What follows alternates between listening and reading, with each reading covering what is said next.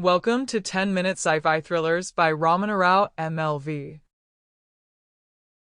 Before we begin, a request to the sci-fi lovers watching this. These are not recycled tales. Every story you hear here is original, crafted word by word for minds that like to wander and wonder. They don't explode at the start. They unfold.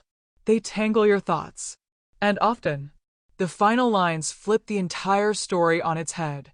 So, stay with us till the end. If you blink at the end, you might miss the meaning entirely. Today's story is about the virus that doesn't crawl under your skin, but blooms inside your mind the moment you know it exists. Let's start the adventure now. Quarantine? Well, what if you had to quarantine yourself from yourself? In the lab where I fight to save lives, I am the guinea pig, trying to find a way to kill myself to save myself.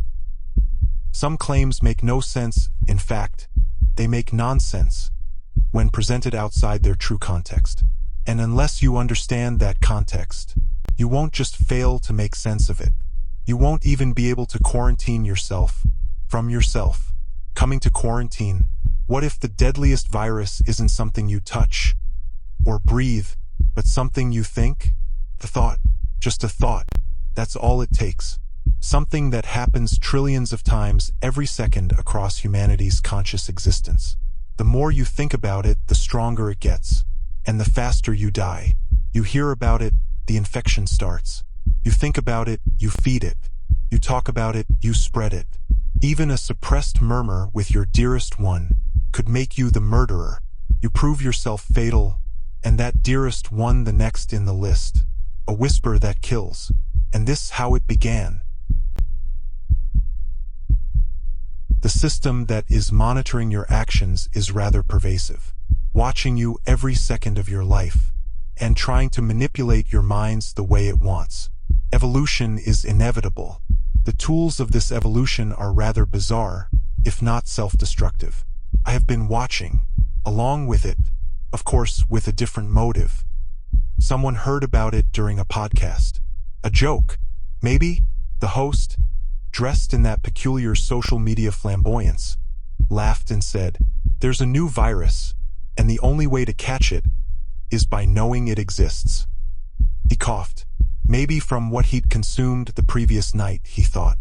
Unfortunately, his guess was wrong and his funny podcast turned serious. His last podcast, the live one lasting only 10 seconds, advised, more out of horror than out of the craving for views and likes. Don't ever think about it. Don't ever talk about it. If you value your life, blood gushed from his mouth, silencing him. The last few words were drowned by the blood spurting out of his mouth. His silence became his final broadcast.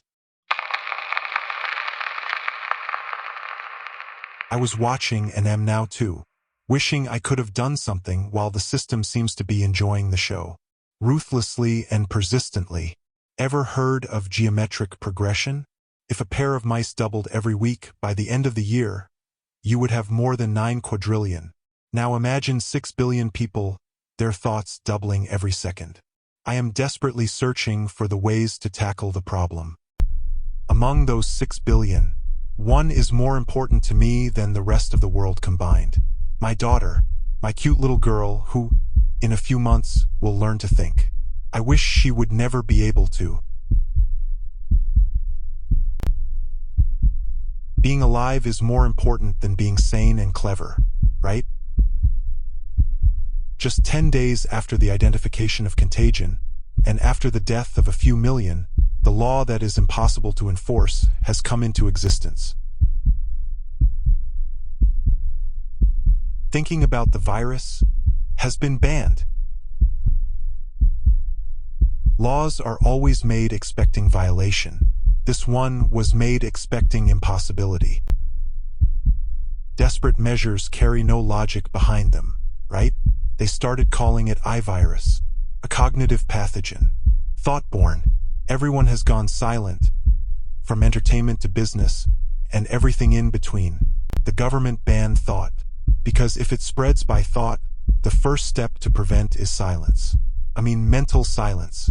And I continue thinking and exposing myself to that pandemic. To save my daughter. The collateral benefit might be saving all your lives. I don't care much, though. Can there be a better reason for my efforts?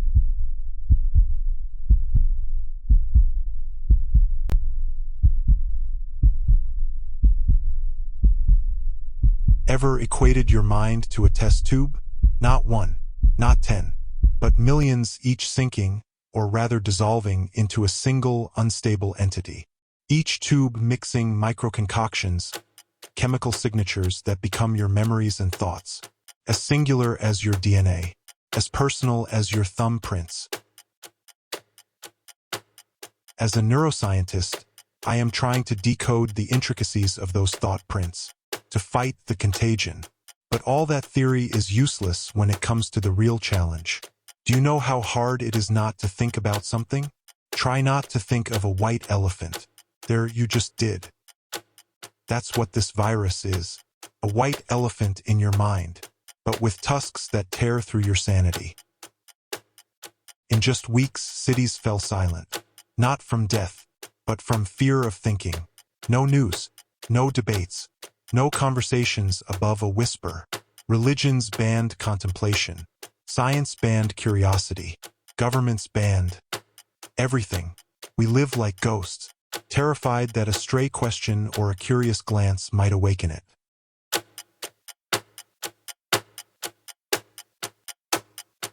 So the clock is ticking, and the number of people falling prey to the contagion is skyrocketing. I have a few months before my kiddo becomes susceptible to all these things. That's all the time I have, if I can stay alive that long. Of course, all the world has come to know. The more we fear it, the more we think about it. The more we think about it, the faster it spreads. The ticks of the clock have become faster and more intense, as the time shrinks further and further into itself.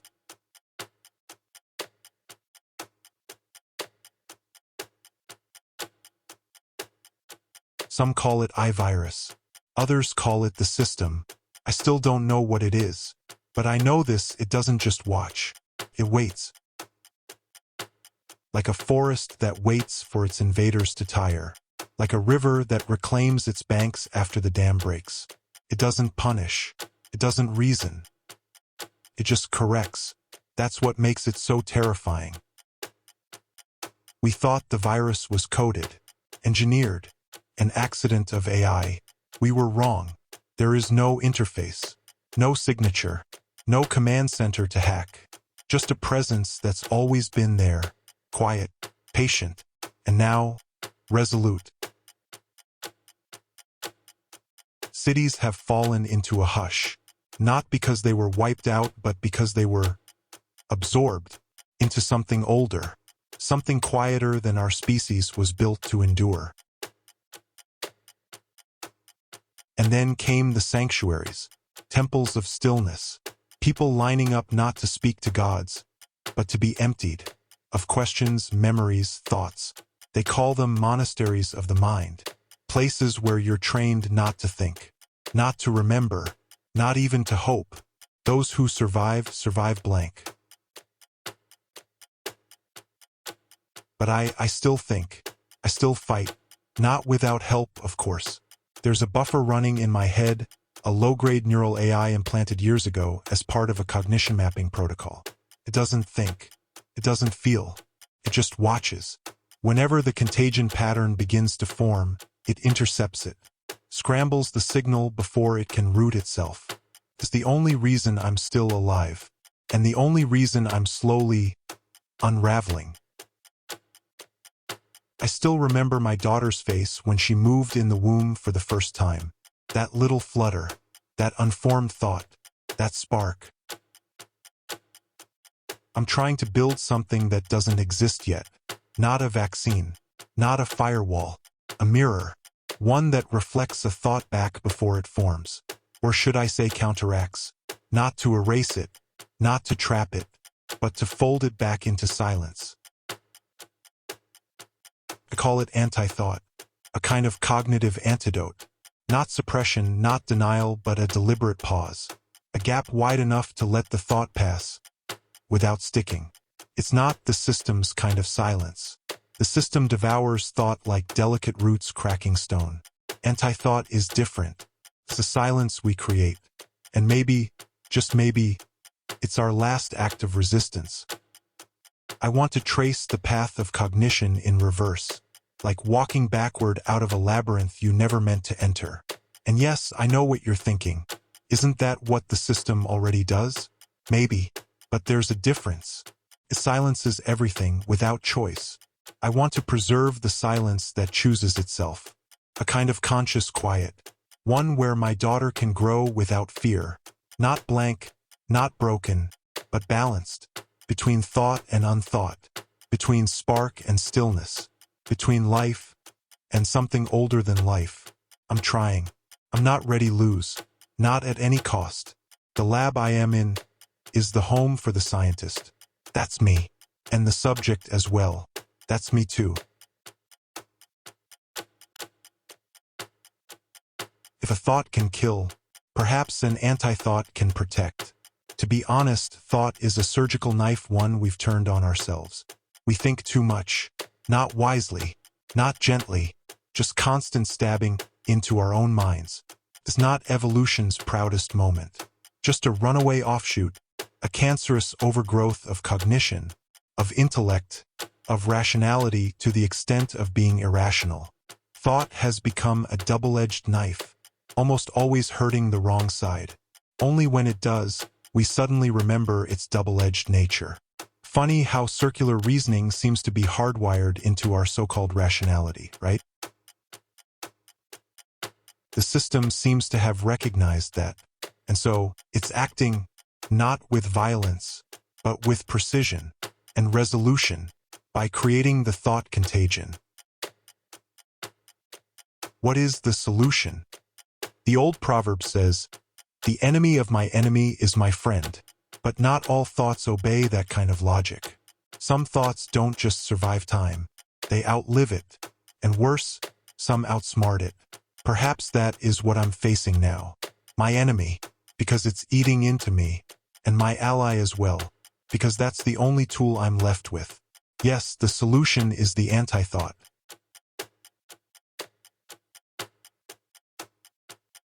I exposed myself to everything, all known frequencies, all unknown ones, like tuning forks driven into the core of my skull, again and again until the thoughts trembled, and then quieted. I needed to find the one signal that would mirror that specific thought, reflect it back, fold it in, and cancel it. Not just block the contagion, cure it, and I have achieved it.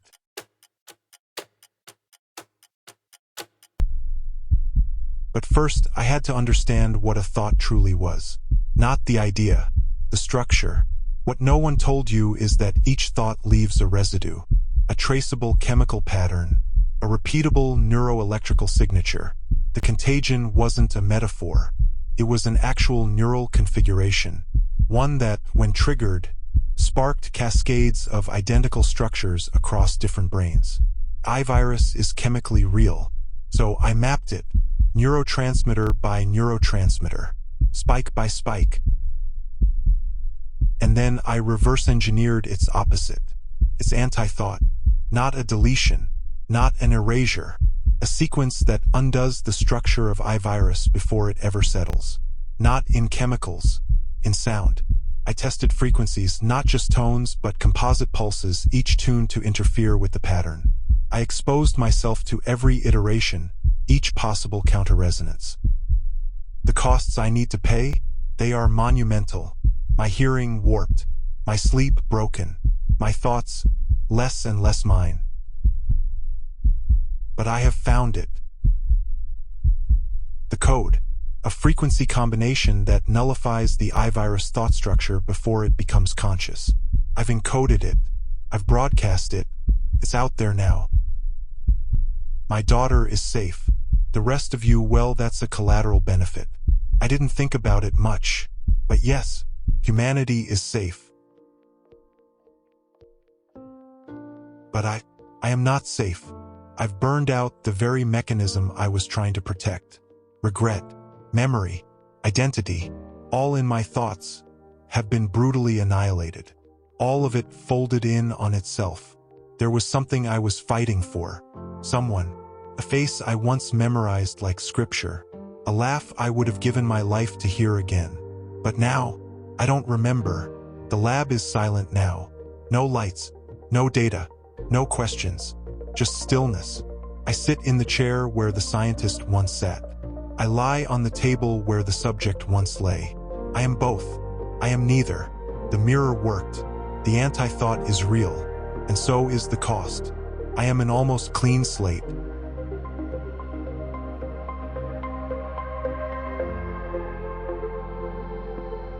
They say a thought begins not with an idea, but with a vibration, a sound, a pulse, a frequency that brushes the mind and unfolds into a world.